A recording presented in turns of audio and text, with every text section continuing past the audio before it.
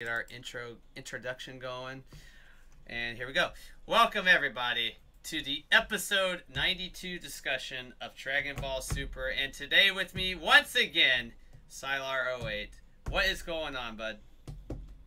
What is going on, Zal? What is going on, people? How are you doing? Glad to be back. Chilling like an angel Frieza villain. That's what I'm doing. Chilling in a pod. And Chilling in a pod. And we'll discuss about the next episode later on in this podcast. But right now, let's start off with the current topic. Let's get into it. So before we hear from Sylar, I'll explain how this episode went and how I rated, and then I'll hear from Sylar's point of view of the episode and his point of view, and then we'll discuss other topics about this episode and, of course, the next episode, which I'm actually looking forward to.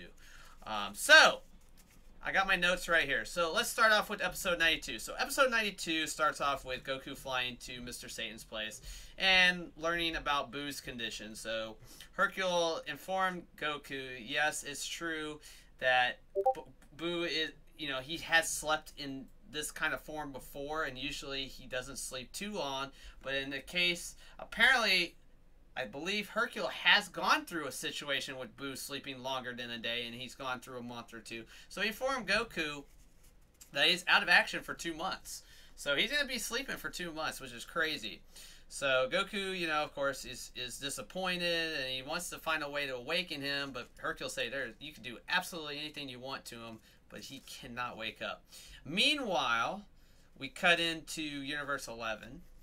And we see the general save the cat. So I figured the stupid simplest thing he was gonna do. I knew he was gonna save the cat.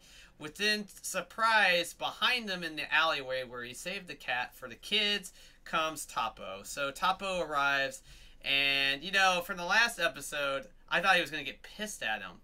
But it didn't seem like that. He actually was calm, cool, and collected, because he hit his emergency calm on his little, let's just call it the Apple Watch smartphone or whatever.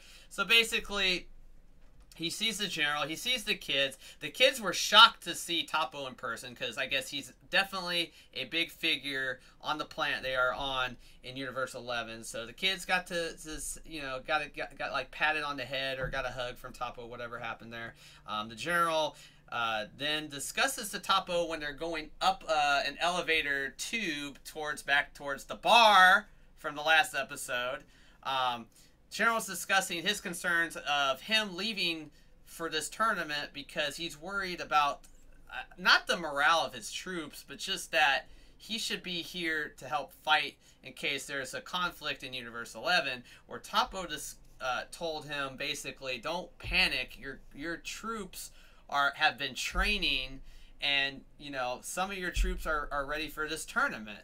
And so we know now that what Toppo said, some of his actual troops are going to be part of the tournament as well. So it's not just that we saw like a handful from episodes ago after the sparring session between Goku and Toppo, but now we've learned that some of the general's own troops are going to be in this as well. So, and of course the general agreed to join after they were talking about it in the bar. So he's now part of the tournament. We have some people of his unit going to watch over them, his people on the planet. So we're cool with that. So then we go back into the cutscene, back at Boo's sleeping bed, and Mr. Satan's like, well, you know what? I think I'll step up as the 10th person for the world, for this tournament of power. I want to represent the human race because I'm the strongest human, and blah, blah, blah, blah, blah. Goku had to nicely tell him, Satan, you do realize what happened in the expedition match, right? Let's see here. Gohan got owned by a mist of paralyzation. Boo got the crap kicked out of him even though he won. And not to mention, seeing Goku go against the best wolf fighter and going against Toppo, and then Hercule's like, well, you're absolutely right. So he definitely could not join the tournament of power. He's not that strong, guys. He's just only a Ningen at this point. So then, let's see, where do we want to cut up to? So then we actually cut off to Whis and Beerus, who learned about Boo in his condition again already, and Beerus is having a hissy fit. He's pissed off, and he's bitching while he takes a bite out of a nice piece of meat from a bone. So we get a cutscene from that. Obviously, he's super upset. I don't blame Beerus because Boo is a fighter. You know, Boo is one of the best fighters in the universe, and unfortunately, he's in his little sleep coma. So then we cut to the newest universe. So I predicted it was Universe 4. I was totally wrong. It was definitely Universe 3, so Sylar got it right. So kudos to Sylar for guessing the right universe. So yeah, we learned about the new universe. Universe 3, we have a guy, or not a guy, but a droid or a robot named, let's see, what's his name? Nigrishi or something like that. Supposedly he's the best fighter. And he wants to show off to the God of Destruction and the Kaioshin his newest creation, which is like his second best fighter. And his name is freaking, was it Nari Rama or something like that? So bottom line was he's discussing to the Kaioshin and the God of Destruction of Universe 3, check out my latest creation. He's got multiple upgrades. Then, of course, both the Kaioshin, actually I believe it's just the Kaioshin, asked, so what happens if certain things happen to your fighter? What if he gets damaged and all that during the fight? What if there's a certain situation that happens or what kind of situation could happen during the fight? And obviously he shows his creation doing a lot of counter techniques. We see super suction cups, which apparently is to make up for a lost limb. He also has the ability for ring outs, where he does this little spinning tornado move. And he's basically modified him to prevent his own ring outs. So we learned about that. And then not to mention, he's talking about his other 8 fighters he's modified as well. So basically, his second in command, or his second best fighter, Nari Rama, is just basically showing off his skills at this point. So then we cut to another cutscene. We see Krillin and 18 arriving with Marin. To the fighters. So we see Tien and who else we saw? We saw Piccolo. We saw Gohan. Of course, the Supreme Kai was there, and then of course the bitching fest going on across from him, sitting on a nice little table and chair. Beerus, you know, eating his meat, and of course we sitting right next to him. So basically, Krillin's all pumped up about the fight, you know, and talking to Gohan and all of them about, you know, can't wait for this tournament of power. And of course, then he asked, hey, Tien, do you want to spar? But then soon enough, after he said, oh man, I can't wait to get that 10 million Zenny, we got a little bit of a confusion because there was, some of the fighters were not mentioned this prize money. And hence that pissed off Krillin really big, and we'll get back to him in a minute.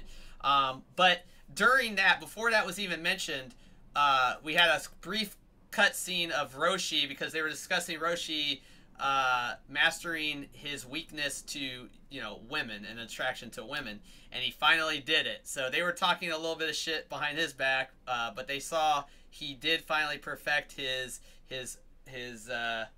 lust towards women. So now when he's in the fight and he sees people like Cauliflower and Kale and Brian and whoever is a female fighter, I don't think he can freak out too much now. So I think he's in check.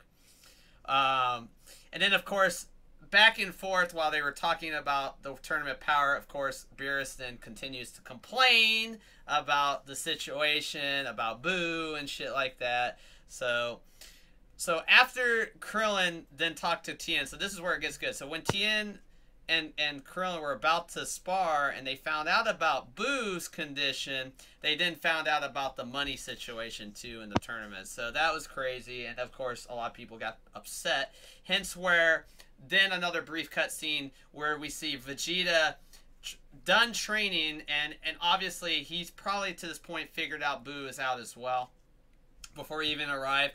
But it was that was the funniest scene. He doesn't blow the damn hyperbolic chime chamber up completely.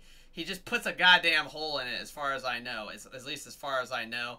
And I laughed my ass off so much because of what Popo told him in the last in the last episode, excuse me. I was like, oh my god, that was too funny. Everybody had to laugh at that because of what Popo told him in the last episode. If he destroyed it anyway, he was going to get banned. So will Vegeta return? I don't know. I don't know. But anyway, we cut back into a cutscene. We go to Universe 6. So this is what I was looking forward to the most in this whole episode, okay? So we go to the training of Kaba teaching Cauliflower. Now, Kaba shows her how to go Super Saiyan at first. So he shows the transformation to Cauliflower, and Cauliflower is very eager to learn the Super Saiyan form. You know, she was bitching at him a little bit here, a little bit there. And she freaked out when she saw the transformation for the first time, and then she was eager. She was like, I want you to start training me. How do we start? So obviously, this is his method of how to start the training. He basically called her a blockhead and some other names, and she got very pissed off at the insults. And Kaba's like, chill out. I didn't mean it. I was just trying to, you know, get your key, like whatever, get your key, your anger risen so you can get ready for the transformation. Then we finally get an explanation on how the actual Super Saiyan form works. So it's not just rage or anger, but we learned that the silliest thing that Super came up with is a tingling sensation to the spine, okay, into your actual back. And it's crazy. Out of all the years that Dragon Ball Z has been out, and now we get an explanation of how this Super Saiyan form works. We get that from Kaba. I thought it was the most ridiculous thing to explain because what tingling sensations to the back of the spine. I don't get that at all. I feel like that was such a bad curveball from Toriyama's part of the thing. I think I would have just stuck with the anger, you know, leads to it, and then of course channeling the energy normally, like how Kaba naturally mastered Super Saiyan. Now at this point he has mastered it to where he doesn't have to get angry. He can just transform just like all the Z fighters back in Dragon Ball Z did, okay? So it's nothing to him. But anyway, Kaba explains to her about the back thing, and then she eventually turns Super Saiyan after learning how to turn into a Super Saiyan from Kaba's training. Now in the background you clearly see Kali, or KL, or however you want to pronounce her name, just watching, and she's very eager to see this. She's very nervous, very shy. You can tell she's timidly shy. And so she sees the transformation for the first time. Obviously, she's surprised and shocked. Kaba is actually smiling and impressed. And Cauliflower, however you want to call her name, she finally turned Super Saiyan. Now, she lost her Super Saiyan form, like after about 20 seconds of being talked to by it. So then of course she goes again, and this time she holds the Super Saiyan form. And then what's crazy is she says something to Kaba, which was like some kind of nice party gift or something. And hence this is where the Broly thing comes into play, because she has her hand out or gripping like a ki blast, and it's the same little star symbol thing that in the second movie of Broly, where it was Broly versus Team Gohan and all that. You know how he was doing his special attack one-handed, and it showed like the greenish shape star symbol looking thing coming out of his hands, and then he released the blast, the green ball blast. But her attack didn't do that. What we had was a red star attack, but then it was like a goddamn red ki blast into the air, and it was so powerful. That's what blew Kali off of the rock. I thought it was going to be the Super Saiyan transformation that blows her off the rock, so I predicted wrong. But it was that attack that blew her off the rock, but she shot it up in the air, and even Kaba was scared as shit when she saw that attack go off. So that was the craziest thing from her. But basically, because of the training from Kaba, he asked very nervously, but bravely enough to say, so will you join the Tournament Power? She then says a cocky answer to it was basically, well, I don't need to, something or something. Clearly the answer is yes, I'm joining the tournament. However, I'm bringing my protege, aka my student, aka my Padawan, Kale or Kale, whatever you want to call her name, as well to the tournament. And she's even eager to teach her. I said, let's teach her to go Super Saiyan. And obviously, Kali answers back to her master, whatever. I don't know the relationship to it. It's like master-apprentice, okay? She's telling Khalifa, look, you know, I don't think I can do this, and yada, yada, yada. And bottom line, it's going to happen. And we'll talk about episode 93 later on. But anyway, final cut scenes I will discuss, which is near the end of the episode, is when Goku comes back from Hercule Satan's place to discover that Krillin is pissed the fuck off because he got lied to, and so did most of the other fighters, if not everyone. Vegeta's there. He just arrived. Of course, Bulma comes into this conversation. Everybody's all pissed off and confused and shocked because Goku should have told the truth about, listen, if we lose this tournament, our universe is on the line. That means nothing will exist. Everybody will die, right? And Krillin gives him a good 1 to 2 minutes piece of his mind of how pissed off he really was. He was pissed off so badly that he said, me and 18 are going to drop. And I don't blame him, because why would you lie to your friends? Especially, and he was making that point. He was trying to tell Goku, why lie to your friends? And yeah, of course we would have been scared to learn that Universe 7 could have been deleted if we lose this tournament. But then Beerus, after being pissed off about Boo, and pissed off about Boo, and pissed off about Boo, he introverts the conversation and tells Krillin, listen, if you don't join, I'm going to take my Hakai attack, and I will Hakai your ass if you quit on me. So obviously, then he's like, okay, I'm join. I swear, I will not quit. Me and 18 will not quit. So then everybody's relieved. Well, we still have 9 people. What the fuck are we gonna do? And Goku's like, I got the solution. We're gonna go ask Frieza. And everybody's like, Frieza! And you should even see the look on Vegeta's face too. And by the way, one thing I didn't mention was the 10 million Zenny portion. Bulma did eventually, in the conversation, Goku was trying to tell Bulma, hey, she could offer the money in case we win. At first she said no, or whatever in her conversation, but then she said, fine, I'll offer the money for this tournament. Just let's get this going. Like, everybody's so pissed off at Goku at this point. He fucked up badly. He should have never lied to people in the first place. And if he didn't lie, you wouldn't have this happen. Everybody would have just joined the tournament as normal and been eager and excited. Like, we could have had the sparring session with Krillin and Tien, for all we know, if he didn't lie to all of them. But nope, you had to lie. And then, of course, the episode 93 preview, we'll discuss that later. So anyway, to sum this episode out, I thought it was a pretty damn good episode. Definitely better than the last two. I think I'll give it a solid 8 at least. It wasn't that bad. It really wasn't that bad. It was cool to see the transformation of a Super Saiyan female for the first time in that episode. Goku got called out.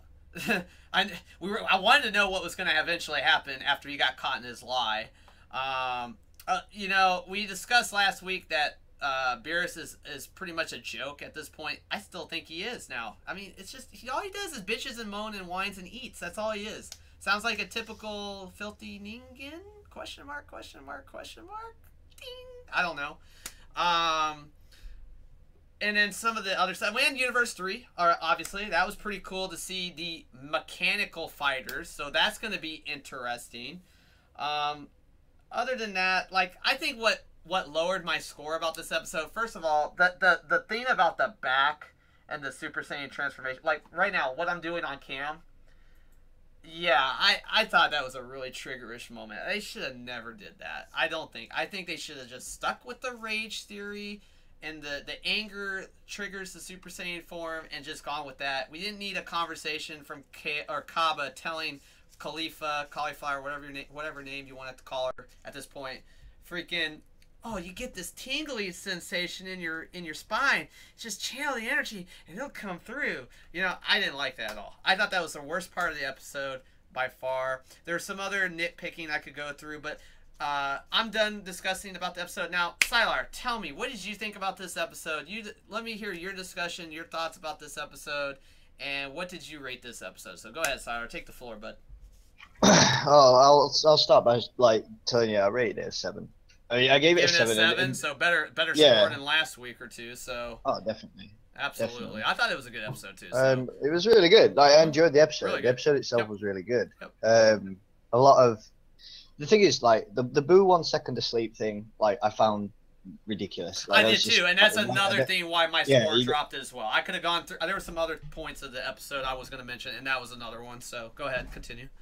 I mean, yeah, I mean, Boo had a technique in the games, and I know a lot of people say, reference to the games isn't canon and whatever, but in the games, he had a technique where you fall asleep, he recovers HP and shit. So he fell asleep in the Super Boo saga when when he was in there, he fell asleep twice. It's kind of like, well, if he really only needs 1 second to sleep, then what the fuck. But anyway, Exactly. It was annoying.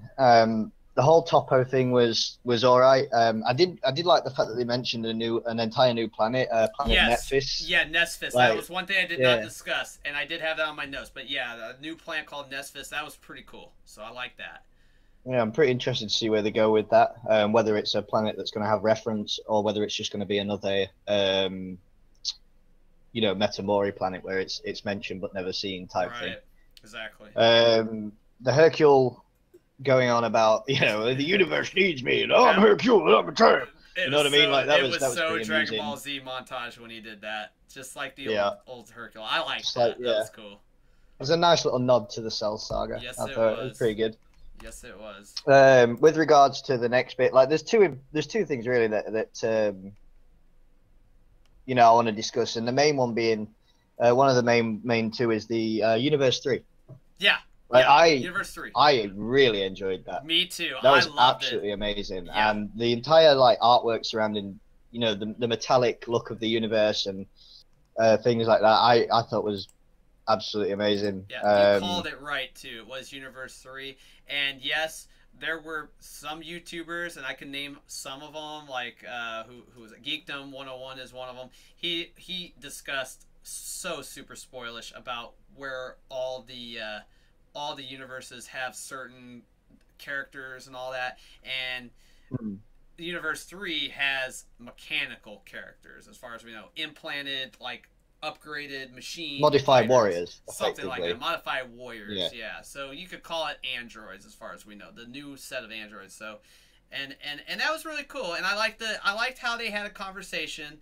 The guy that I discussed, which again, what was his name? Because it was a hard name to remember. It was what was his name? The warrior, Nigrishi. Nigrishi, thank you. Yeah, Nigrishi is talking to the Kaioshin and the God of Destruction and showing off his second, if not second strongest, Narirama. Narirama is the second strongest fighter on their team, apparently. So this was the kind of development I wanted to see from 2 weeks ago from Universe 10. And we didn't get that. And that was why that episode was disappointing. This episode made up for 2 episodes ago, or whatever. It was clearly, I liked where they went with this one. So go on, continue. I mean, what did you think about? Yeah, I did. I did just earlier on did post a link in the Twitch chat surrounding the backgrounds to the Gods of Destruction, and it's a really good read if you haven't done so already. But Universe 3, as you quite rightly said, is the mechanical universe. It's also described as the intellectual universe. Okay. Hence the reason why the Kaioshin's got the Gohan style glasses and whatnot. But as far as the super survival specifications go, like the iron claws and the suction cups, suction cups. As far suction cups. The suction cups go, like, they're just going to be techniques that he's shown off and then probably never going to use. Like, you're not even going to see them in the episode. He's just like, I've got suction cups in the preview, and then he'll fall off the stage and be like, I completely forgot I wrote that in. You know what I mean? So that'll probably just end up happening at some point, which tends to, the extendable arms and legs literally is like, what's that going to be? Him just stood in the middle of the arena. They're not allowed to fly.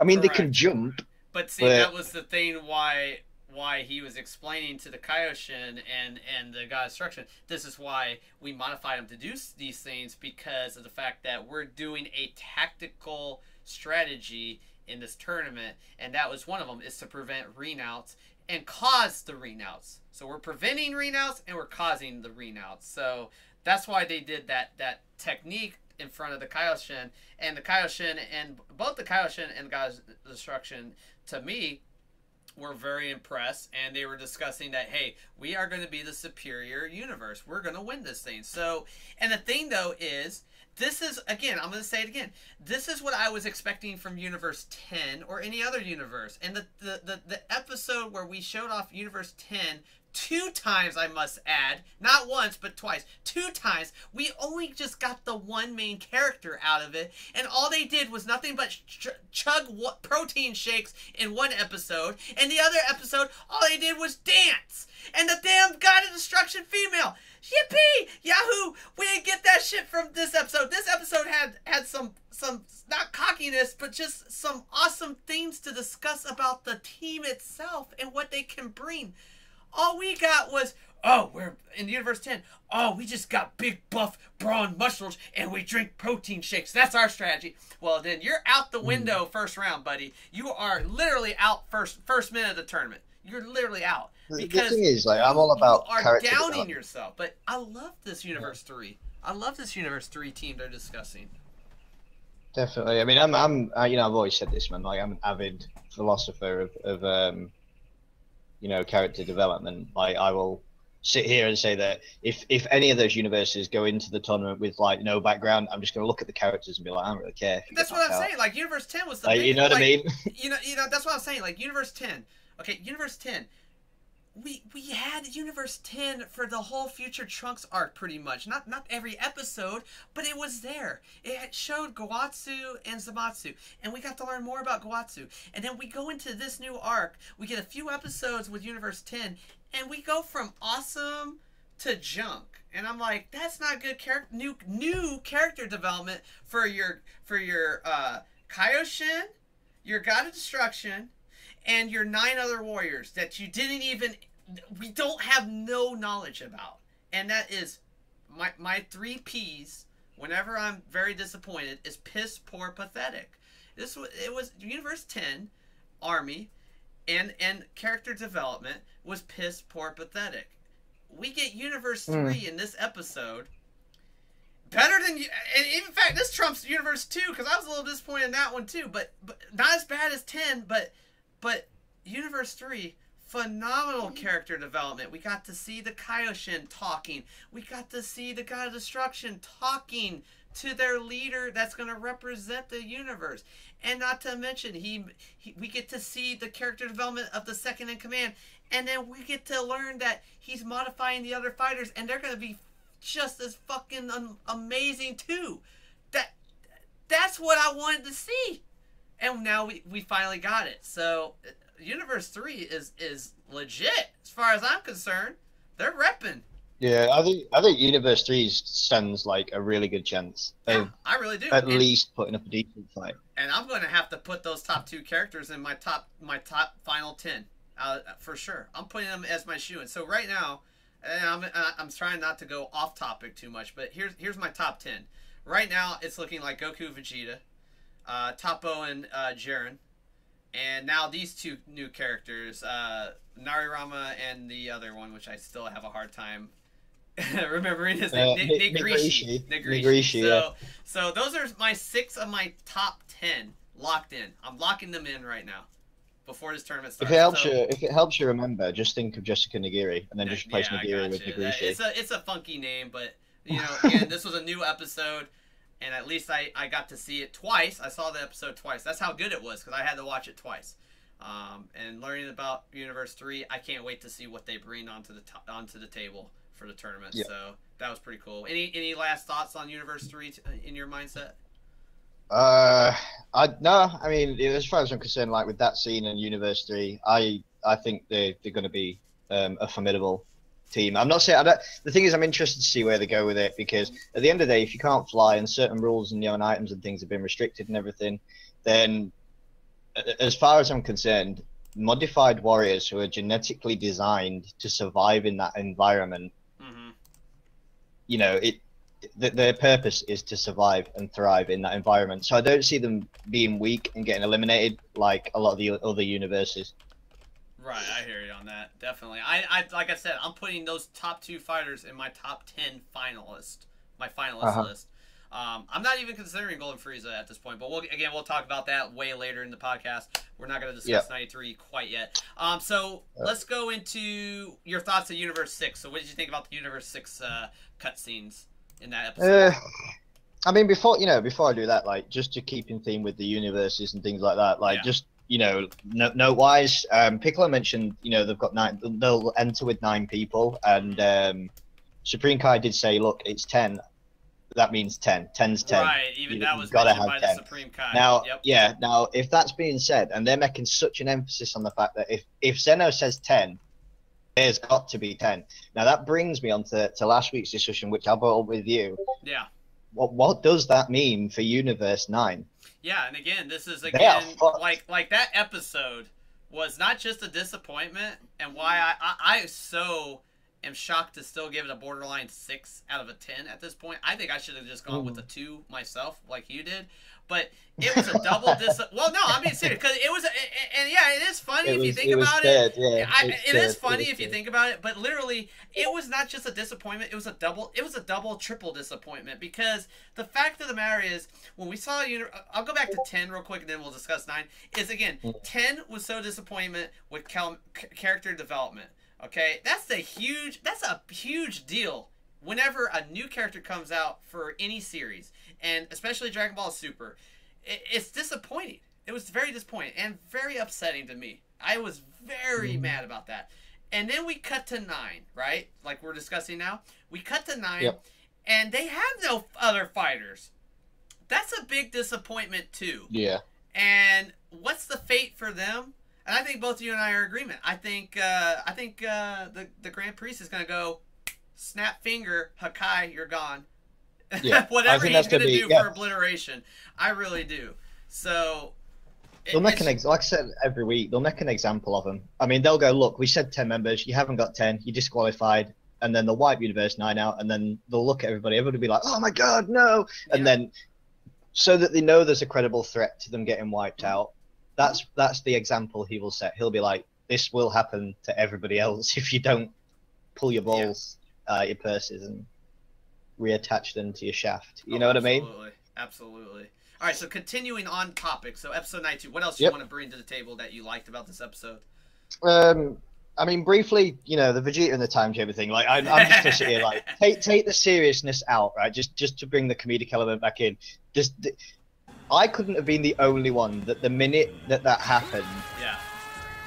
I can't be the only person who instantly envisioned Team 4-Star clapping their hands together and rubbing it, going, this is going to be great when we get to this. You know what I mean? Yeah. Like, there's going to be a Vegeta Popo moment. Yep. Yeah, like, if they don't, I mean, it's going to be a long way off, because, you know, we haven't even got through the Buu Saga of Z yet, Team 4-Star wise, but, I mean, when they, you know, if they get to that, then, I'm telling you now, bro, like, that is going to be lit. Like, it's going to be funny. I'm expecting to see some amusing stuff come out of that. Like I said, when I saw that little cut scene of Vegeta done in the time chamber a little earlier than usual, he blows the top off of that damn chamber, and so, at least he kept it intact, but just blew the top off of the chamber. And I thought to myself, oh my god, Mr. Popo's gonna flip.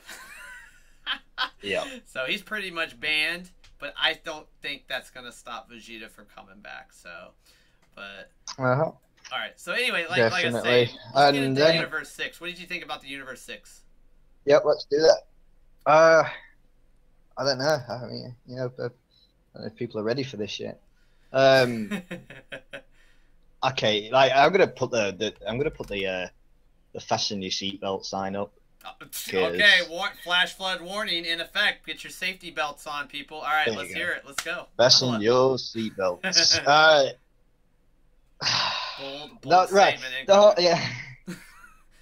whole Universe 6 scene was good. Like, as a whole and as a scene, it was good, and I enjoyed it. You know, it was two kind of, you know, Saiyans going sort of, I'm going to teach you this about this technique I only learned, you know, a couple of fucking weeks ago or months ago, or whatever it was. But, you know, apparently he's, you know, Carver's a student now. Sorry, a teacher rather than a teacher. Yeah, which makes no sense. But yeah, so thoughts on this entire thing, like, as a whole. Yeah. Super Saiyan is now. You remember last week when I did mention that Super Saiyan's got to a point where it's not as important anymore, and I brought up the fact that Super Saiyan's just become like a. When Goku first transformed, you were all like, yeah, and then when Vegeta did it, you were like, yeah, and then when Trunks did it, you were like, and then you know, the years kind of just died down to like when somebody else transformed to Super Saiyan, like Kaba did, and you kind of just went, yay, another Super Saiyan. Exactly. Anyway, it kind of and it's become a joke, and this is my thoughts on this now, right? It's either become a joke where it's got to the point that anybody can do it and it's a joke, or and this is the way I'm justifying it, and this is what I want to bring up, the food for thought on a serious note. I don't think that Super Saiyan has been anything other than retcon now. I think it's been retcon to a technique rather than a legendary status now, because I think the legend of the Super Saiyan now, if you go back through Z, it referred to the Super Saiyans as being the legends of the same race, whatever, you know. I think it's got to a point now where the legend has become more about the Super Saiyan God transformation, and that's where the legend was supposed to go, but it got diluted and deferred throughout the years. Right. To where people misrepresented it, and it got to the point where people thought that Super Saiyan was the legendary state. Yeah. And I think now they've retconned it to the point where, in my opinion, this is just my opinion, I don't think Super Saiyan is a legendary status anymore. I think Super Saiyan is exactly like the Kamehameha and exactly like any other key-based technique. It's so common now at this point. Yeah, you can learn it.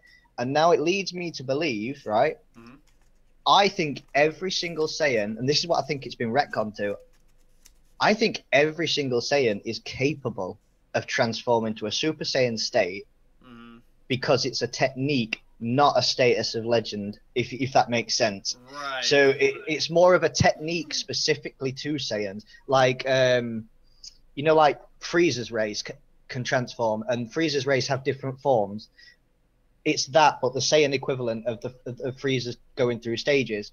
That's what I think Super Saiyan is now. It's a technique. It's not a status of legend. It's just a technique. So anybody can do it as long as you learn it, and as long as you're, you know, prepared. Now Kaba, you know, did it as the, and I quote this because I hate it, the quote tingly feeling. That's the stupidest fucking thing I've ever heard in my entire life. Yeah, that was one of my nitpicks of this episode. Yeah, was it's that the stupidest one way of triggered explaining it. me the worst out of the whole episode. So I think you've got to, I think you've got to look at it now at a point where it is now a key-based technique, like the ability to fly, the ability to fire key waves, the ability to learn the Kamehameha. Yeah. Do you get what I'm saying? Yeah, I think you've just got to look at it as a technique now rather than a status of legend transformation. So I think that's the best way to look at it if you're an avid Dragon Ball fan, because if you look at it as a technique and you know, I sit there and I think to myself, well, yeah, that makes sense now, because technically that would mean, you know, Raditz could learn it. Nappa could learn it. I mean, you look at the Saiyan race, and from what we've seen of the Saiyan race of Universe 7, pretty much everybody has the ability to become a Super Saiyan now. Bardock was granted it was non-canon, but Bardock was given it, you know, fucking Trunks, Kid Goten, Gohan. You reel them through. I mean, my thoughts are King Vegeta was probably going to be capable of it, but he never learned, quote, the technique. Right. Not the form, not necessarily the legendary state. It's not that he couldn't achieve it. It's just he didn't know how. Now, that leads me to think to myself, well, maybe a lot of the Saiyans at the time didn't know it because nobody had mastered the technique or the ability to transform and then taught it. You know what I mean? Does that make sense? Yeah, exactly. So that's why it became a thing of legend, because nobody really knew how to master it. So it never came into fruition where people could go, if you do this, you can transform. And that's what Kaba did. He kind of just went, well, I get this tingly feeling. Granted, it's stupid, but he kind of just explained it really simplistically and went, I just focus the power in my back, which is stupid, but that's what he did. That's the way he explained it. Yeah. Now, as stupid as it is, if that's the way that transformation works, and Kaba's mastered it, I can't sit here and hate him for that, because if he's discovered a way where the quote legendary status of Super Saiyan transformation has become a technique, if he's learnt a way to teach anybody who is of Saiyan descent that technique, then kudos to him, you know? Like, kudos to him. If he's learned how to master that as a technique, to teach it and go, to be honest with you, this is all you really got to do. And I can't dispute that. So that to me is kind of like a good thing and a bad thing. Like, the tingly thing was horrible. It wasn't explained very well, and they could have explained it where, you know, they could have left the anger in and said, look, you focus your anger, you think of the pain and loss. Because the best transformation ever for me in terms of which had meaning behind it was Future Trunks' transformation when Future Gohan died. You know, and the pain of loss and all that. Right. To me, what Kaba's done now is basically said Trunks just had backache when he bent down to pick Gohan up. And that's literally what flips him over the edge. Exactly. Like he picked Gohan's head off the floor, he got up too quick, pulled his back, had a tingly feeling, and transformed. You know, I mean, it undermines the whole Super Saiyan transformation for me on that sense. But in the sense of the fact that it's just a technique, right? Right. If I look at it that way, that literally tells me that, well, this isn't actually that bad now, because we could literally now get Saiyans from, you know, like King Vegeta or whatever, you know, down in hell or whatever.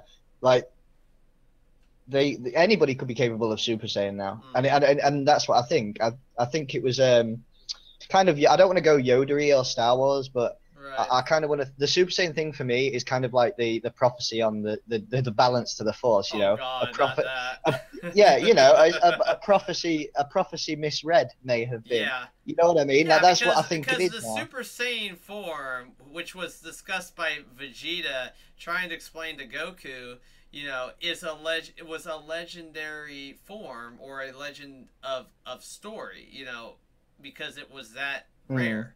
But now look how common it's become. Yes, there's not that many Saiyans on 7, obviously, but they make it the will of Ease to go Super Saiyan. Like I'm with you on the retcon, because I don't mind it. If it's a retcon on the technique, I don't mind it. I don't mind it either, because it's so common. You know, Yeah. it really is so common. But bottom line, and we're gonna wrap it up. We're not gonna discuss about that all day. But the bottom line is at this point, Super Saiyan can be just taught to anybody as long as you have Saiyan heritage in your blood. Whether you're a half, a quarter, or a full-blooded Saiyan. And we could go ahead and discuss, like, hey, you know what? Well, Raditz could have done it. Why didn't he do it? You know, Nappa could have done it. Why didn't he do it? You know, Turles could have done it. Why didn't he do it? You know, all these characters, whether they're canon or non-canon, could have done it.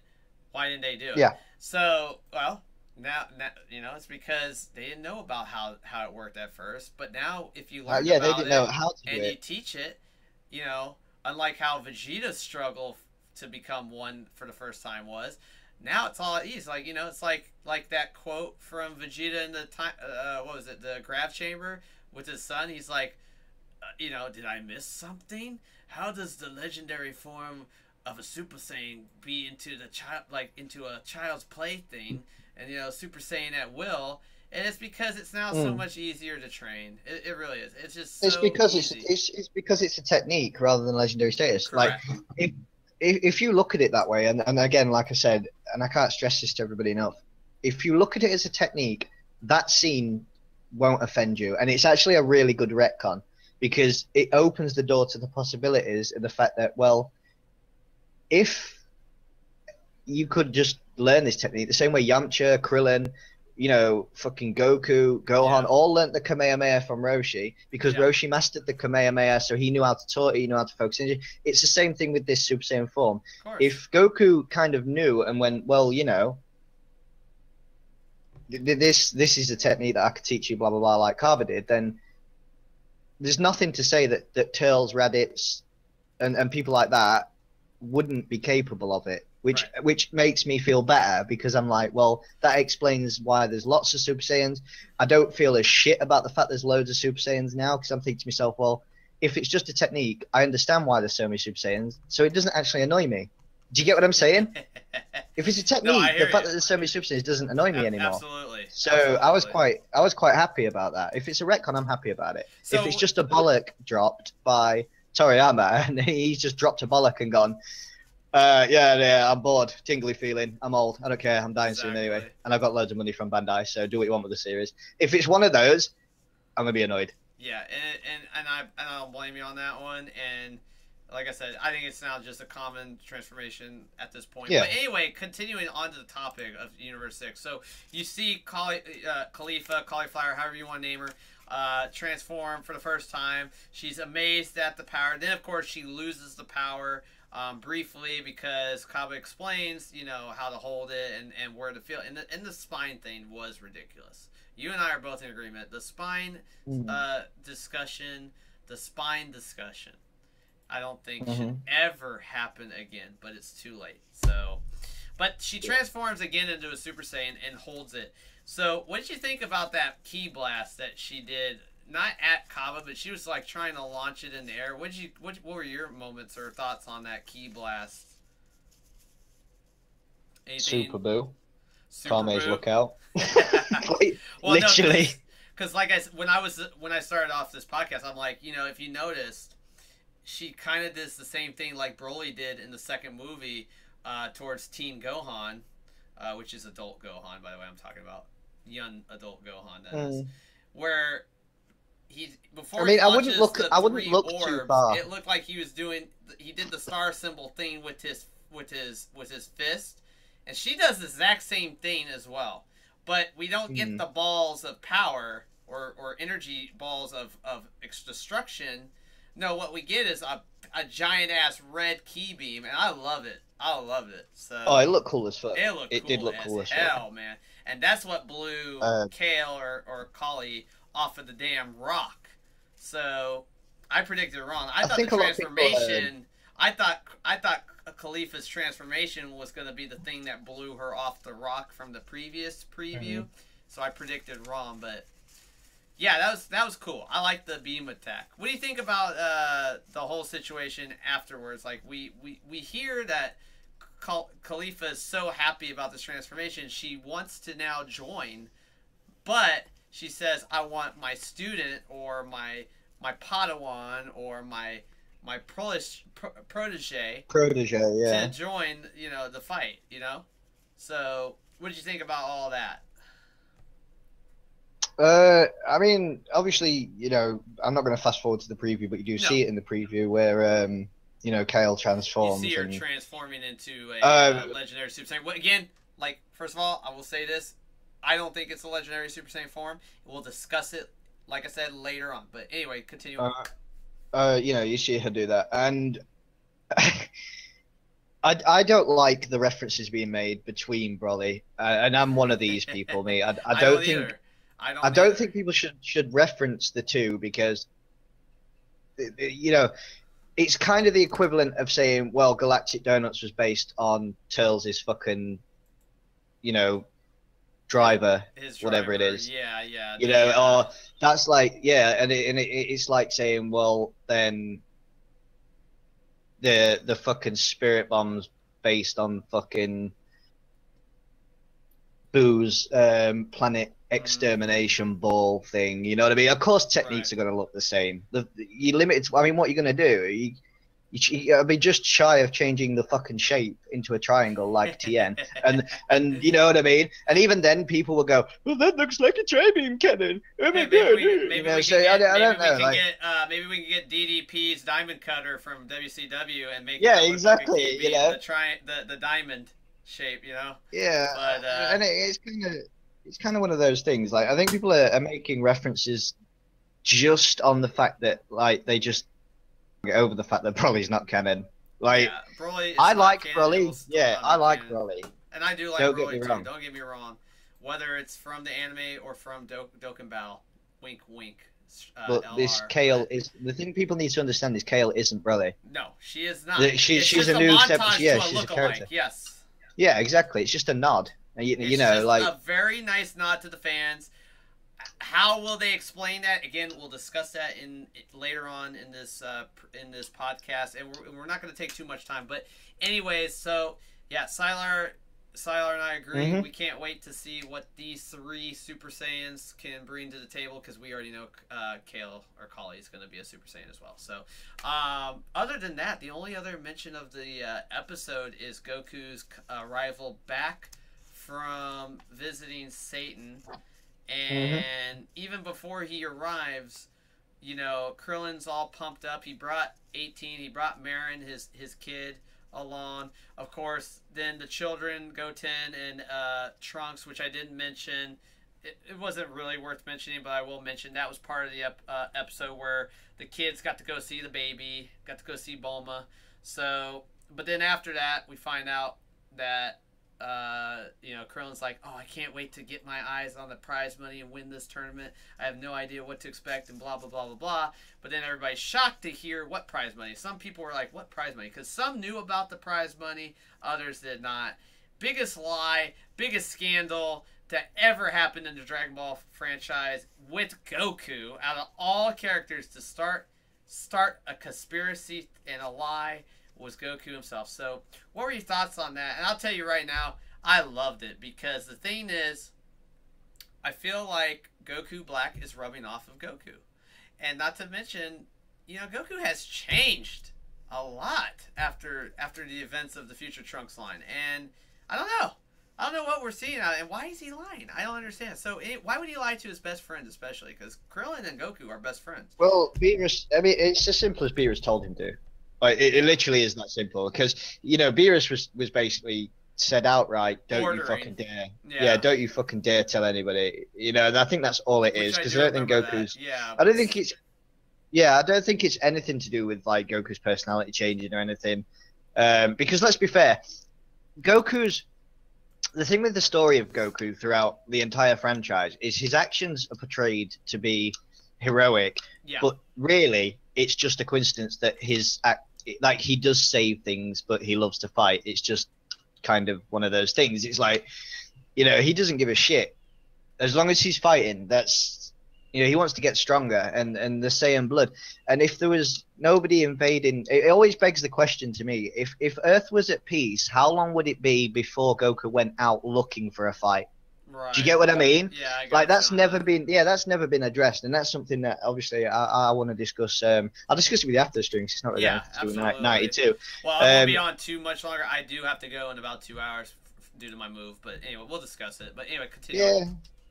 But yeah, I mean, it does beg the question: would he go looking for it? Because he's a fighter. That's what he does, and that's what the Saiyan race does. And whether he bumped his head as a kid and forgot his mission or not, he's still got those Saiyan, the blood cells and the desire to do so. So I don't think it's anything at all to do with Goku's attitude or the way he's been or anything. It's literally just as simple as Beerus told him, "Don't you fucking dare tell anybody," and he didn't.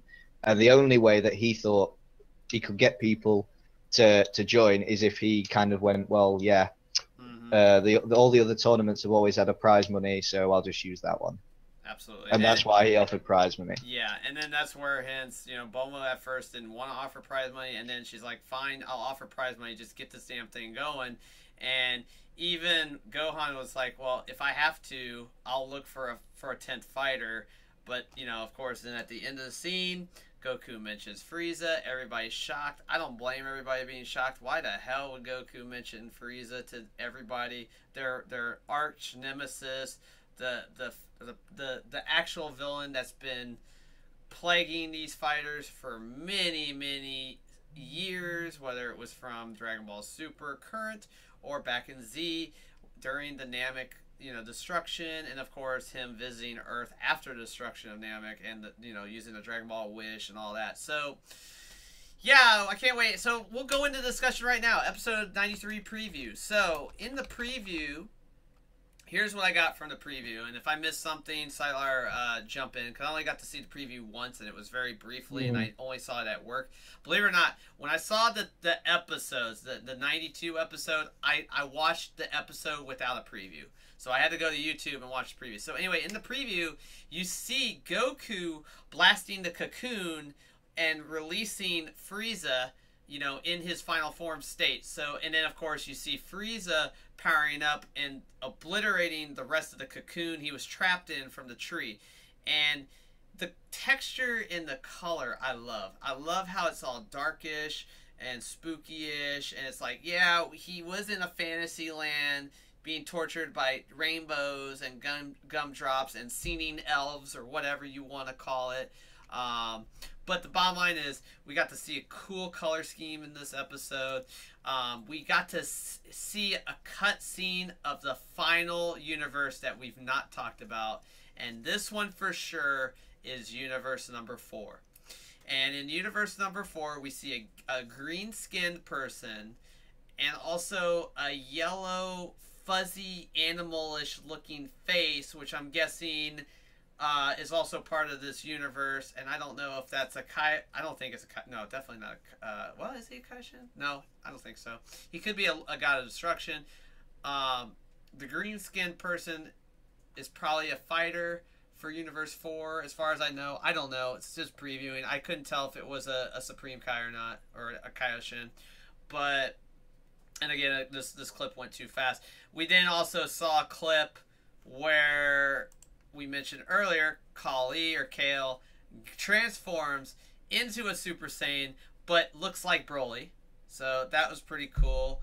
And then, of course, a bunch of cutscenes with Goku and Frieza. And the biggest cutscene out of those two was the fact that he goes golden form. And it wasn't just a golden form. He is Angel Golden Frieza, because you see the halo over his head, so which is crazy. But obviously we see the two in the cutscenes. They're both smirking at each other. And then when Goku is narrating the preview for the next episode, you clearly hear...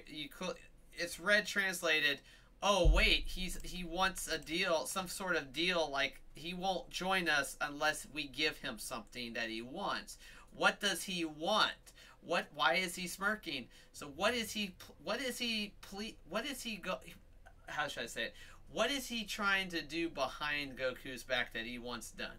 So obviously, here's the thing. It's kind of crazy that we know Frieza hates Goku so much, you know, since even Z and going into the movie and then even the episode for Resurrection of F. You know, but these guys have to coexist. Goku, of course, don't care. I mean, he's not going to hate somebody, but for crying out loud, we know Goku doesn't care for Frieza, but he's mentioning Frieza as the 10th fighter, which is shocking, right? So what are the plans in Frieza's mind, that is? What is he up to when he wants to bargain with Goku? What does he want? So I predicted what he wants is his resurrection again. I'm thinking that's what he wants. I'm thinking that's what he wants in return for joining this tournament. In my personal opinion. And if that's the case, if that is a prediction that's going to happen, and they win, what is going to be the future for Frieza at this point? I mean, the thing is, Frieza's been dead 3 times. No, twice. 3 times. Three times, yeah, 3 times, right? 3 times he has died, yo. 3 times. I'm just going out there on a whim, right, and saying this. I think Goku's going to be dumb, and I think he's going to explain the full terms of this fucking tournament to Frieza, right? And the full terms include what you get when you win, right? And I think this is where Goku's... Yeah, I think this is where Goku's going to drop a bollock. I think Goku's going to mention the Super Dragon Balls. He probably will. And I think one of Frieza's terms will be... Because Frieza, all the way through the Namek, all the way through everything, the one thing Frieza's always wanted is immortality. Yep. I honestly think if Frieza says... one of Frieza's terms is just going to be that simple. It's going to stick to the theme and just be, if we win... one of those wishes is mine, and I want immortality. That is going to be a scary thing, yo. That is going to be a scary thing. I think he's going to wish. I think he's going to. No, I'm not saying he's going to wish for immortality, but I think that's going to be his condition, right? And he's going to be like, I've died 3 times now, and I don't want to come here again, right? Like, he's sick of that fucking cocoon. He's sick of being bested by Goku. He's sick of shit, right? Like, so I just think his only fucking unrealistic demand, because that's what it was advertised as, you know, it was advertised as an unbelievable term, right? I think one of those terms is going to be that if Frieza helps Universe 7 to survive, Frieza wants one of those wishes, and he will wish for immortality. I am totally 120 billion% agreeing with that prediction, because that was my prediction as well.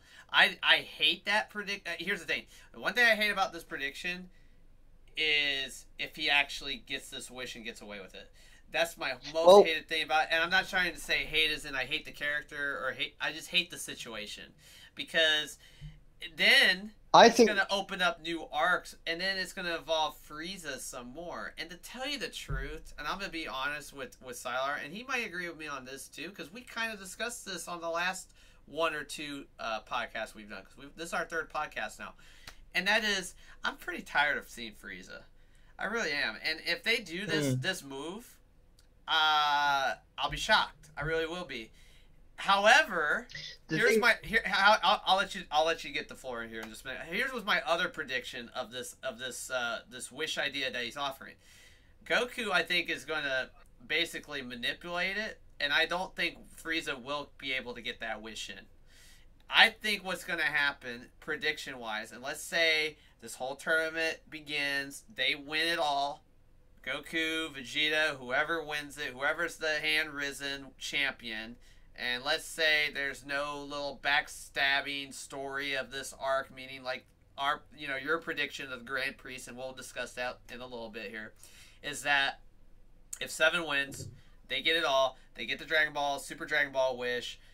I think what's going to happen is Whis sends them back to hell immediately. I'm hoping that happens. Like, you're done. We deceived you. Bye. And Frieza's going to bitch about it. Last of Frieza. Done with Frieza. We want something else. Done with Frieza. So, I'm hoping that's going to happen. I don't think that's going to be I just don't know if that's going to happen. But you and I are in agreement. I think that's what he wants. He wants a Super Dragon Ball wish. So, go ahead. Take the floor now. I mean, I was just going to say, like, the only thing I can think of is that that's what he wants. I'm no doubt in my mind, right, that Goku's going to drop the Dragon Ball bollock, right? Yeah. And he's going to be like, we get away, and Frieza's going to want it. That's going to be the term. Frieza's going to say, I'm sick of being here.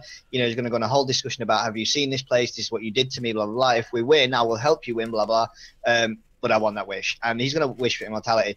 Now, I think Goku, being Goku, and I'm referring back to, I think it was Resurrection of F. Yeah. I think it was when was it Whis who mentioned that Frieza would, if Shane Frieza's, somebody mentioned Shane Frieza's not a good guy because he would be the perfect sparring partner. Yeah.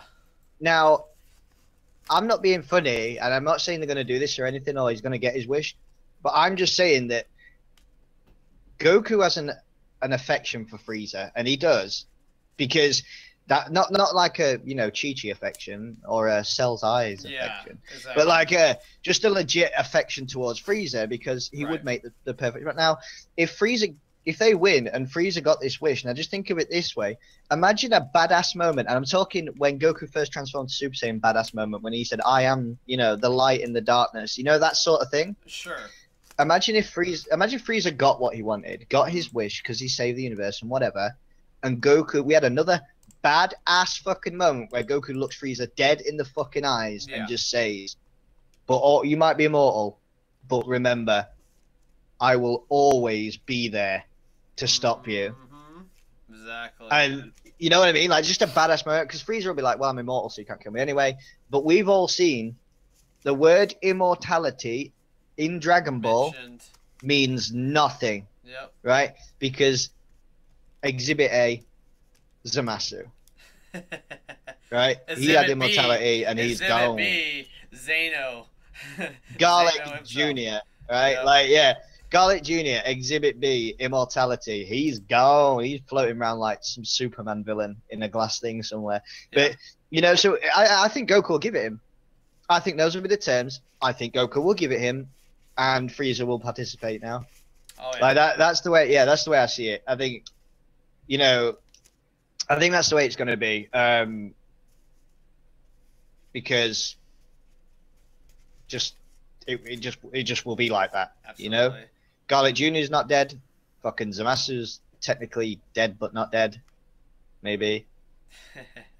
That's a whole headache, right? Because you know what I mean. That's just a whole headache right there. But yeah, I think that's the way it's going to go. I think those are going to be the conditions. I think Frieza will just say, if I participate, I want that wish. Yeah, and I think in my opinion, and we discussed this in the first podcast, I think he'll be the fourth strongest fighter now. So since now we know Buu is done due to a coma sleep, I think he's going to be the fourth strongest. I think Gohan is going to be strong. He should be stronger than Golden Frieza form. We clearly see in the preview he's Golden Frieza form. So seems like to me his strength is still there. I don't think he's lost anything. I think he might have gained something. I think he's going to gain something from this chat from Goku.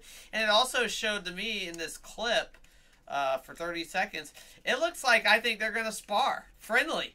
Not seriously. I think they're gonna put their differences aside, especially Frieza's, and they're gonna spar in this episode. What do you think? You think they're gonna spar? Or do you think they're gonna... Oh, I think we're gonna get some good shit. I think we're going to get some good shit, too. We're going to get some kind of fighting scene from them. I think it's just going to be a sparring session, to tell you the truth. And I'll love it, because I'm expecting something cool like that to happen. So, yeah. And then as for the Universe number 4, what do you think about Universe number 4? Let's discuss some of those characters. Like I said, I only saw, as far as I know, in the clip, and maybe I missed something in the clip, I saw a green-skinned character, and then I saw a fuzzy yellow face. Like a cat of some sort. And I'm thinking one of those characters is the God of Destruction.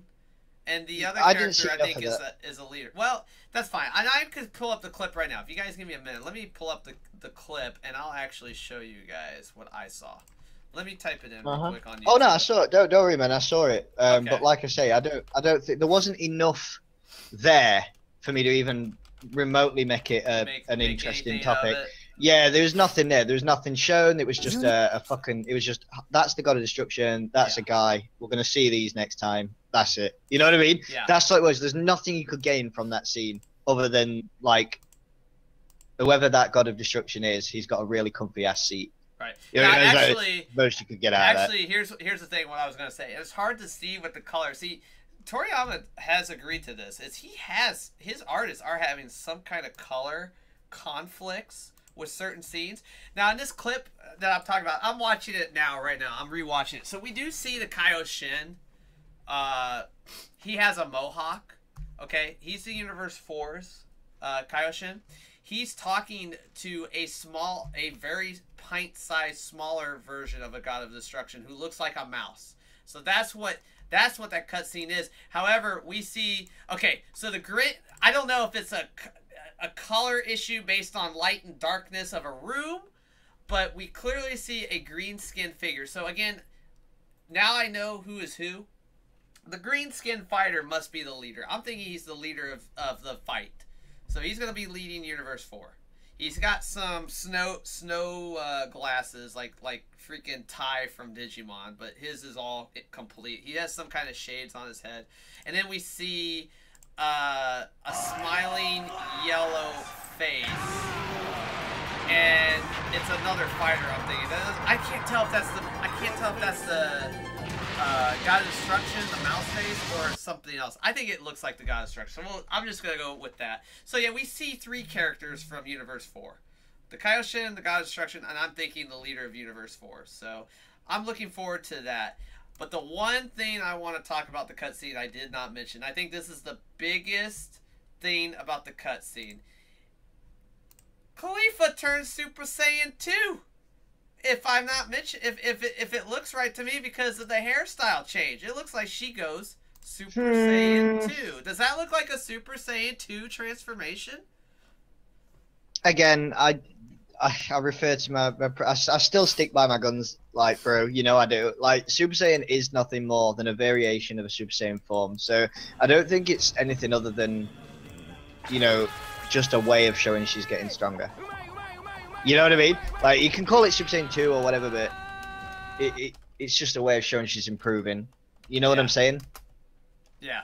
So, I mean, that's the craziest thing I've ever seen. Not even one day of training, and she's already now learning 2. So I think that's going to be the most surprising thing about this new episode, in my opinion, coming up, is her going to transform into Super Saiyan 2, and her prodigy turning into the Broly lookalike, aka LSSJ Super Saiyan.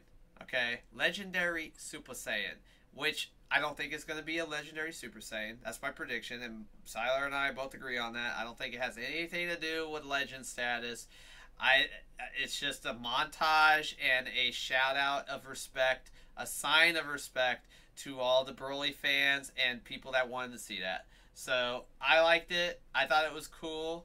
So other than that, I mean, for all we know, it could just be a weaker form of Super Saiyan Trunks Rage without the God Key. that's Like, what I mean, I you know was what I'm thinking, saying? too. Like, That's it could what just I be was that. We thinking, don't too. know.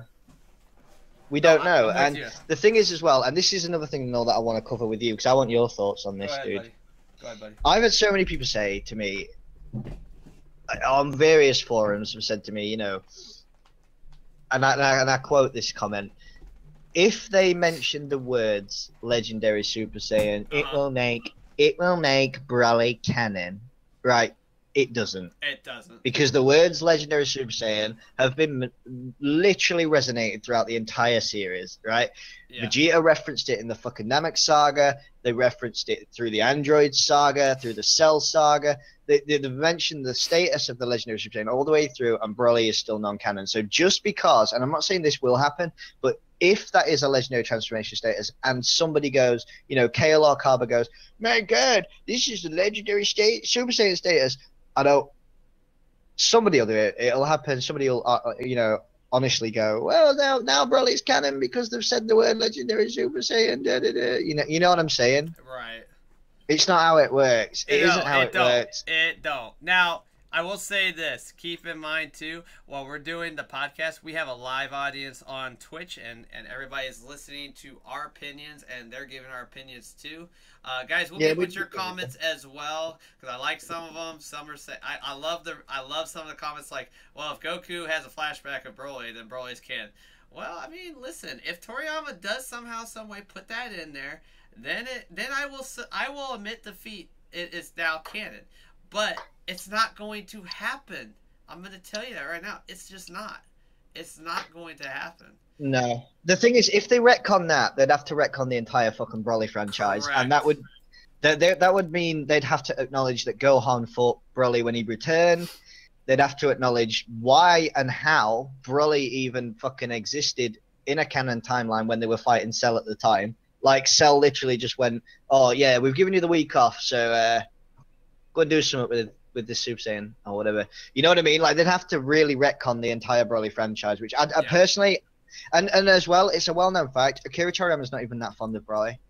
No. Like, he doesn't have any sort of, like, you know, fondness for Broly as a character. But I will say this. Toriyama's got to start becoming more original and come up with good ideas, because exactly. Oh, definitely. He to me, and here's the thing, I still love Dragon Ball to this day, whether it's Z, GT, or Super, whether it's canon or not. The bottom line is now we're back to canon stuff, which is Super, and the thing is, the one thing that's disappointed me as a big fan is there has been so many things, very little things, but true fans will pick up on it. He has copied from either GT, he has copied from movies, he has copied from, you know, his own ideas, don't get me wrong, and made them, you know, retro. But the thing is, that's disappointing. You gotta stop doing that. Like, it has to stop. The episode, here's the thing. Here's a great example. And if you guys did not see this episode to know what I'm talking about, go watch it. The episode where Gohan is used as a stunt double for Hercule Satan's new movie. And he casted one of the hottest agents in let's just say Hollywood. We know Hollywood don't exist in Dragon Ball, but we're just going to say it anyway. So it's one of the hottest actors on the planet. You know, he gets the lead role to play, you know, Saiyaman. And the thing is, they based that on the movie because it was Hercule's idea. He wrote a book and blah, blah, blah, blah, blah. So, what happens in this episode is there's a parasite that Jacko was trying to track and trying to arrest or defeat. So what happens is this parasite lands on Earth and eventually goes into a villain, which was robbing, I believe, a jewelry store or something. That Krillin is a cop, and he got to see this happen. Like, he's trying to stop the bad guys.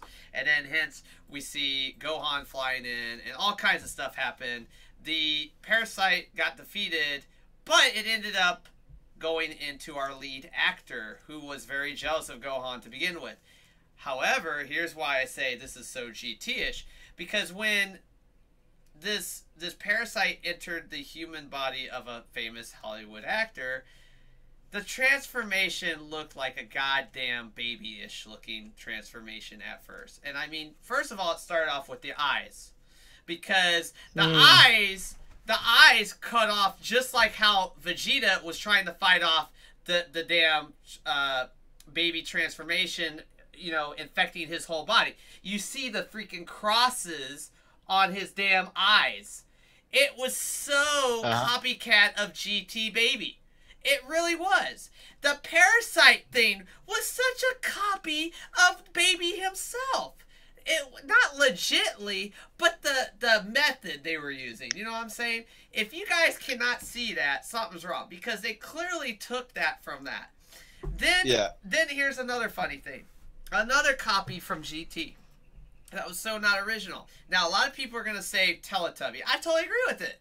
But I also saw the fighters from GT on that certain planet, when they're doing that dance thing, looked exactly like Ribrianna. Okay? Literally looked like the fighters from that planet on GT. Sort of. That was such a cop-out copy. If you guys don't agree with me, hey, listen, that's just my opinion, but I clearly see it. Okay? That was another cop-out moment. Okay? Then, of course, the Broly thing, which now this is why everybody will agree with this.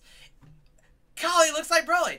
Kali looks like Broly. The things that she's doing, Broly's doing. Yeah, I get it too. And guess what? That's a copy as well. All right? It's totally a copy. He's not being too original, and he's got to start fixing that, because then people are gonna get pissed. Because right now, I'm just looking at some of these episodes from Super. And I clearly see, like, don't get me wrong, I like flashbacks because you get to relive Z, and you know, there were newer cutscenes that we never got to see, like for example, Future Gohan and Future Trunks. Trunks being a teen at that point, or a kid, while learning from Gohan. It was a completely new scene that we never got to see in Z. That was cool. That's original. That's freaking original. I loved it. Why can't we have stuff like that?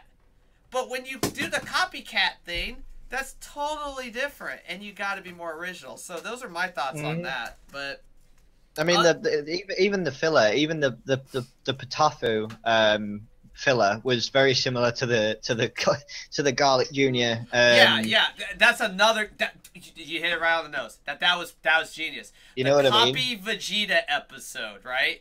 Where they're mentioning the water, right? It's like, so now that was a cop out. I did not like that either, because you're not being original. That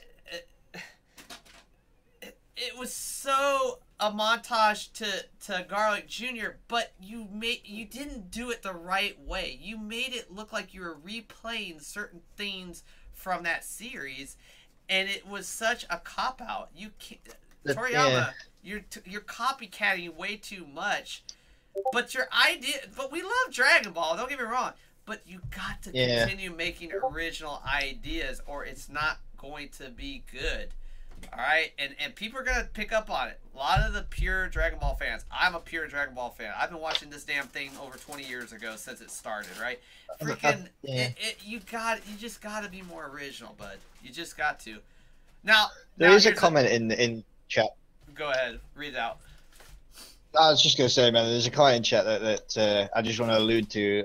Maybe it's all set up to make a GT canon, and I know it's gonna cap a face, but I do kind of legit need to mention that Super is not the timeline between Z and GT, and it's not gonna end where GT started. And the reason it is not gonna do that, right? The reason GT is, and again, you've literally just put it in chat. The reason why GT, the end of Super, is not going to be the start of GT, and the reason why it's not is because throughout the entire GT franchise, it would not make sense, because there's no mention of Super Saiyan God or Super Saiyan Blue throughout GT, and that would make no sense as to why Goku would spend all that time pulling his tail out, right? And gaining all these powers and shit, when he could have gone SSB against Baby, and Baby Vegeta could have gone Baby Vegeta SSB, and you know what I'm saying? So it wouldn't make sense to kind of just end to end Super and have GT start, because GT has no mention. It's a completely different thing. It's kind of like an alternate universe type thing. If you want to look at it that way, GT is just kind of non-canon dog shit, right? That Super's kind of gone, well, we're going in a different direction, and this is where it is now. You know what I'm saying? The thing is, there's so many theories between these timelines of Z, Super, and GT. The thing is, it still has to stick with canon timeline. And here, basically, bottom line, guys, Super starts right where the second to last episode of Z ends up. Okay? Because the last episode of Dragon Ball Z is years after the Majin Buu situation from the Supreme Kai planet. And everybody has grown up to young adults or teenagers like Goten and Trunks. And it's still a canon episode, which introduces Pan, which introduces, you know, how they changed in looks because they've aged, and their appearances. Like, you know, you saw Goku go from his orange gi to his blue gi now. He's wearing the main blue gi, and, you know, fighting. We get to learn about Majin Buu. Now, learn about Majub, or Oob, I should say. He's only Oob at this point. But, and Majub is not canon, by the way. But in Super, it's now, see, this is where I like the originality. Because if you think about it, check this out. If you clearly remember in that last episode of Dragon Ball Z, you can tell that Goku already knew about Oob, because he mentions to Vegeta, hinting there is a very much powerful being on planet Earth, and he's a humanoid. And Vegeta was shocked. He said, how could anybody be possibly up to our standard, basically? Well, it wasn't quoted like that, but you know how they filled that in?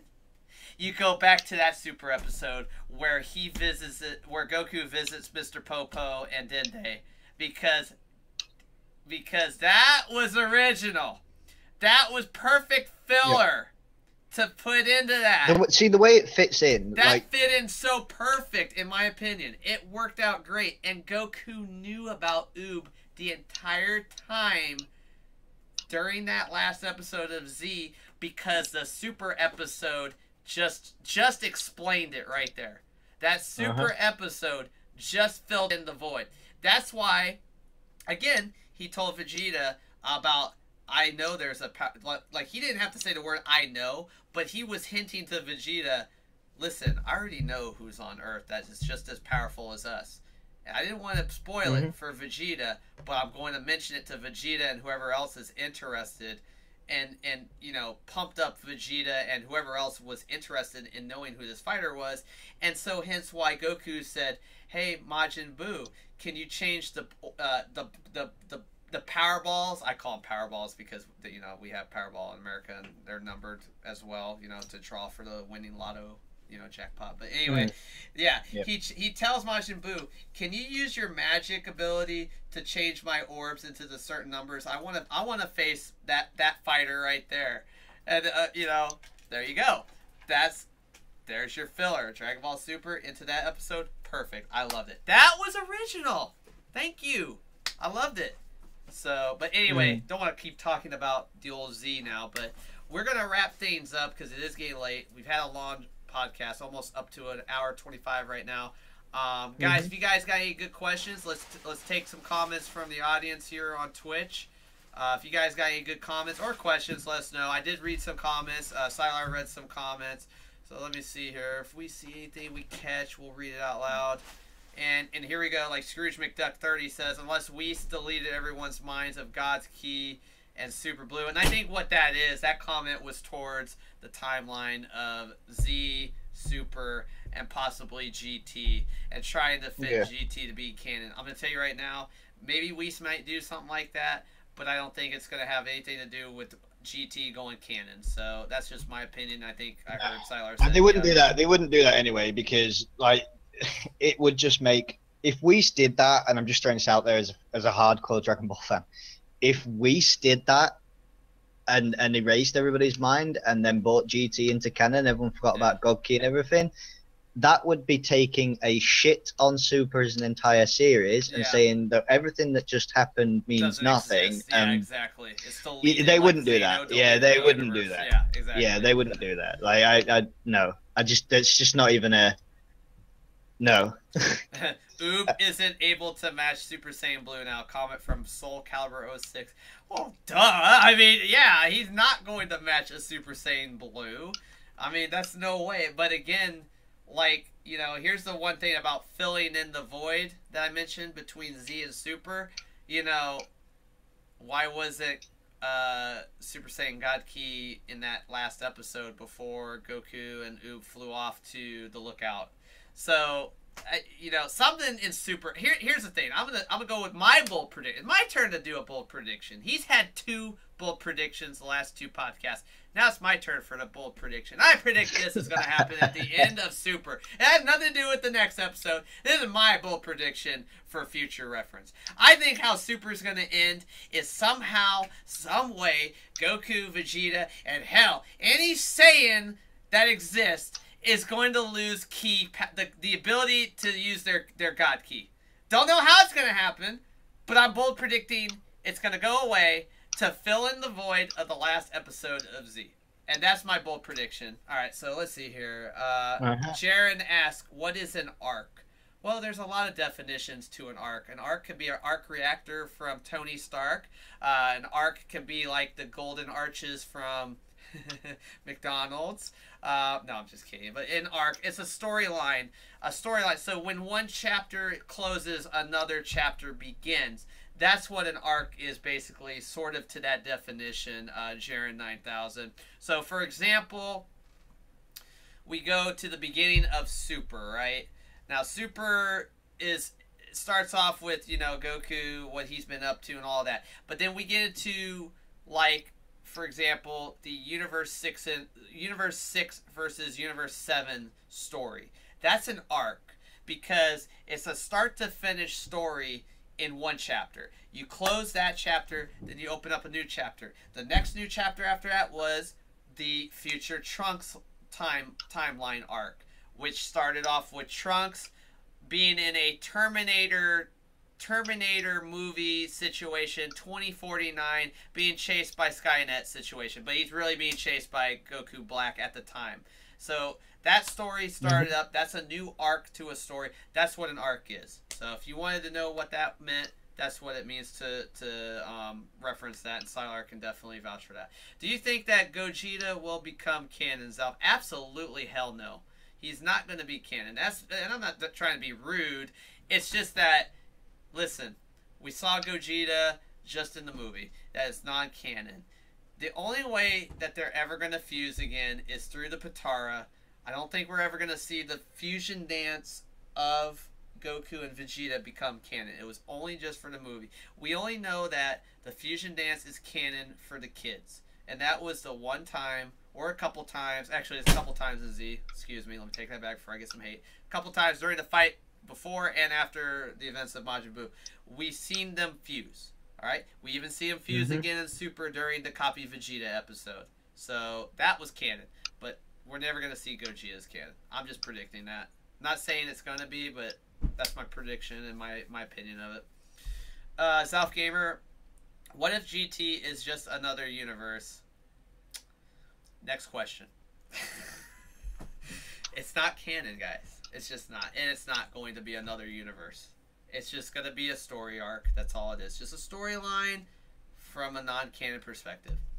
Let's see. Scrooge McDuck says, or Whis takes away the God Key sense and channel and cannot become super. Well, that's what I'm bold predicting. I'm predicting somehow, some way.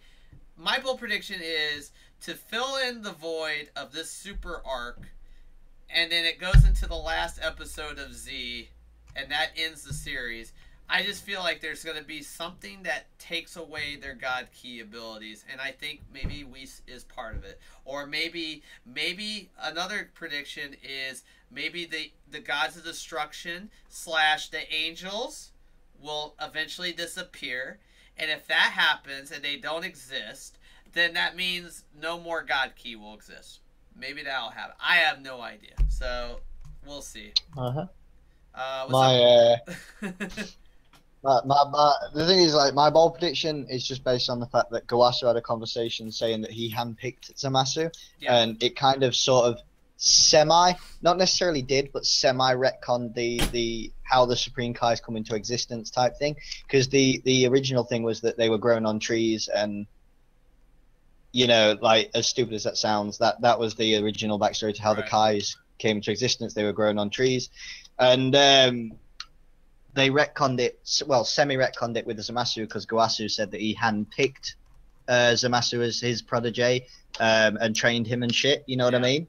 So, that being said, my bold prediction is that you don't have to be a Supreme Kai to have grown on a tree. Like, you'd have to, you know what I mean? Yeah.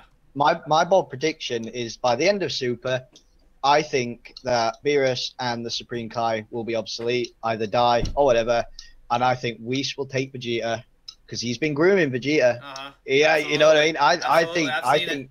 Yep. Yeah, I think Whis will take Vegeta, and I think Vegeta will be the god of destruction, and I would love to see Goku become the new Supreme Kai, and then I would love to, because that would then set up the whole Goku could still have his battles with Vegeta, they'd still be rivals, because they've got to keep balance, one and the other.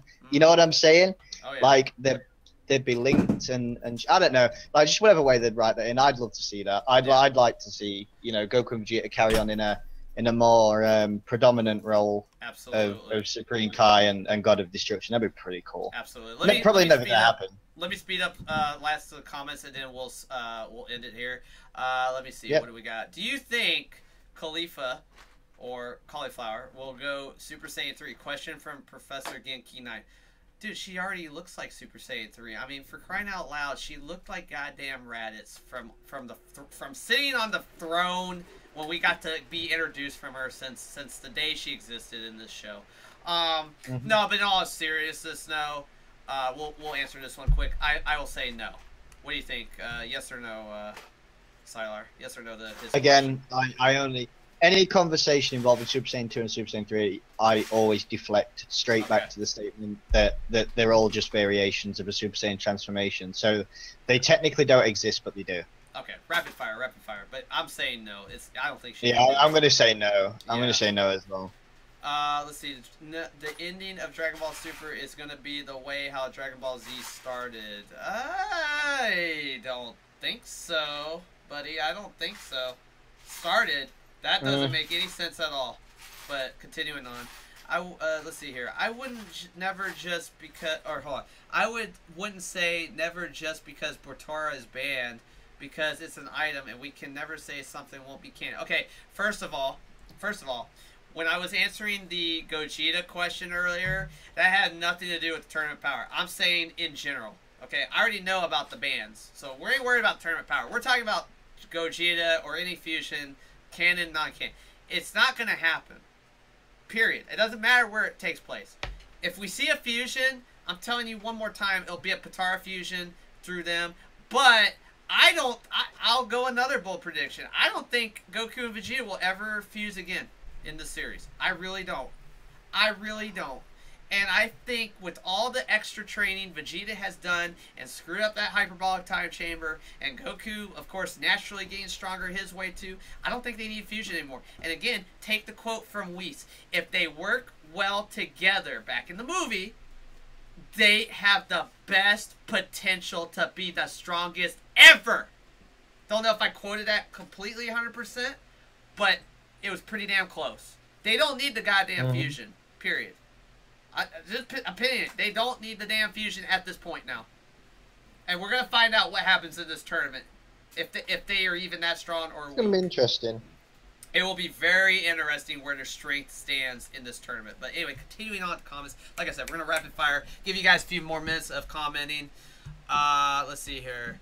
Goku as in Supreme Kai. Okay. I say it's kind of crazy how in the manga Future Trunks was trained to become a Supreme Kai. Well, not just that, but damn, in the manga, he's freaking healing people. I don't read the manga, but I've learned that he's freaking a healer just like Dende now. It's crazy. He's like He's like a messiah, bro. He's Jesus. He's Jesus Christ, and hence why Sylar said in the first podcast, dude, if the Grand Priest starts some shiza, oh my God, the apocalypse is going to happen. Like biblical apocalypse in this show, and I would love to see something like that. Absolutely. See, he even says I'm sticking with my guns for that prediction. Absolutely. I'm sticking with my prediction, dude. Yep. The main villain of the entire Super franchise is the Grand Priest. I say it every week, and nothing. I love that prediction. Nothing will ever change that. I love that prediction. If that happens, I love that prediction. All right, a few more comments, and that's a good question. A few more comments and then we'll end it. Crowley Fusion is going to be canon. Watch. Oh my God. Just because your name is Crowley, the true God, does not mean it's going to be canon. All right, next question. Could it be possible for any of the characters to become gods? Yeah. I say yeah. It's absolutely possible. Depending on which ones, though. Because there's still just regular humans, and then there's aliens out there for all we know. And to specify that question, it could be people from Universe 6 for all we know. It could be people from Universe 11 for all we know. So yeah, of course, anybody has potential to become a god. Yeah? Dude, I think I think that's a good question from Justin CP. Yeah, I read that question too. How strong do you think Jiren the Grey is going to be? I honestly think, like I said, I'm going to go with my prediction of my top 10 left in the tournament. My final 10, I put both Jiren and Toppo in there. And you know what? I may even throw another Universe 11 character in there. Not necessarily the General. I think he'll be eliminated. But I'm just saying, like, somebody else that we don't expect in Universe 11 that's being trained that might be really powerful. Jiren the Grey, to me, is going to be the strongest out of every fighter that Universe 7 is going to go against. Period. I think that's what they've been building up to. But the sad thing is, we only got to see a brief glimpse of Jiren just meditating. And that was it. Just mentioned by Toppo. That was it. Toppo mentioned he's the trump card. But we only got to see a brief clips of him. That's it. From the cutscene, and again, I'm not trying to trigger Sylar about cutscenes because he's going to say cutscenes don't mean shit. Well, all we know is we saw a fight scene. Well, all I know is I've seen a fight scene between Jiren and Goku at base form. I didn't see no god form, just base form. And fucking, and then just him meditating. That's all we got. Now, we've seen so much Toppo at this point, it makes it look like he's the fucking man to be. But no, it's going to be Jiren. I think he's going to be the strongest. How strong? I have no idea. And is there going to be a way that Goku can overcome a new power within, maximum power? I don't know either. Will Gohan be the one representing? I don't know. Will Vegeta be the one representing against him? I don't know. That's the thing. I'm just going to say my final 4 prediction is Jiren and Toppo versus Goku and Gohan. And I hate, and everybody's going to be like, Nani, you didn't say Vegeta. No, I'm not going to say Vegeta because it's going to be a typical Toriyama thing. I'm predicting it. And if I see Vegeta in the top 4, and honestly, if I see Vegeta in the top 4, then I'm going to be clapping. I'll be happy with that. But I'm going to go with the basic, oh my God, can we, I'm doing a podcast. Don't show that. That grasshopper does not need to be in the camera right now. But anyways, let's finish up with some other comments and then we'll end it here. Let's see, he is a locust from Overwatch. No. Trunks is not. Lol. Lols to the Trunk comments. Lols to the Trunk comments about the manga. Could someone be granted the wish to become a god? Listen.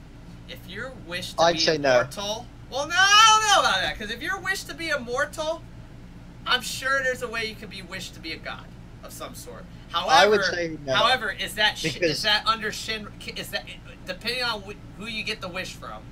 I don't think you can definitely get the wish from a regular Shinron from Planet Earth or Planet Namek. Can you get that wish granted from the Super Dragon? Maybe.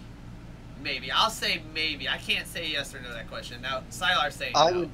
I would say flat out no. And the reason I would say no is purely because immortality is different from the status of a god. Right. And it's been proven that the status of the gods, i.e. Zeno, everybody below, you know what I mean, who's in a god status, Zamasu had immortality and Zeno got rid. You know what I'm saying? So it doesn't pose a threat to the gods. I would say that if you wished for the status to be granted god status, it would unbalance the flow of the universe and shit. And I actually think that any Shenron or Porunga or fucking Purunga Shenron or whatever, you know, whatever fucking dragon you want would literally just turn around and go, that's not within my power to grant that wish. Alright, a few more comments. Jaren is saying Kaioken times 100 to beat Jaren. That is a, well, he typed also LMAO. That's a very good possibility. You never know. Maybe he'll put the times 20 on, because we only know, I've seen him go times 20 before, so. Let's see. Also, guys, don't forget Goku every time he went Kaioken. Okay, again, he went times 10 or times 20 in episodes. Is he? Yeah, absolutely, he did. We'll take a couple more and we're done. Who would win, Trunks or Jesus? Zeno would win. Next question. The Super Dragon Balls don't have a time limit, or don't have a limit or any rules for them, so anything goes. Super Dragon Ball, yeah, that's true. If Goku and Vegeta are Super Saiyan gods, doesn't that make Gohan, Goten, and Trunks Super Saiyan G? Okay, we're gonna end it right there. I'm not gonna answer that question. So anyway, no, I saw the jokes and they were awesome. Good questions today.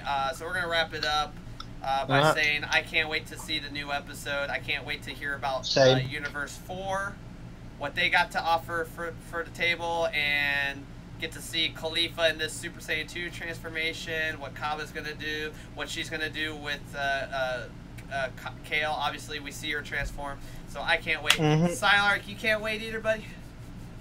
I've got one thing to say about next week, and it's just this.